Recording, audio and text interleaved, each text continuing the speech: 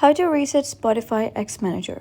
Hello guys and welcome back to the channel. In today's video, I'm going to walk you through how to reset Spotify XManager. Perfect if you're facing issues or just want a clean start. So follow along step by step and let's dive right in.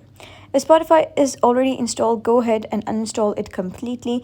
This is a necessary step to ensure any previously stored settings or cached files are fully removed from your device.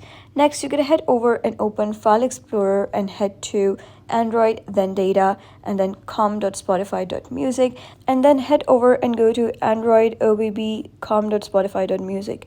If you find any folders or files here, you're going to delete them to clear out any remaining Spotify related data, and then launch the XManager application. Tap the three dots in the top right corner of the screen. From the menu, you're going to choose Reset XManager Settings to clear any previous customizations or saved configurations. Now, within XManager, press the download button, choose the Spotify version you prefer, then install it directly through the application.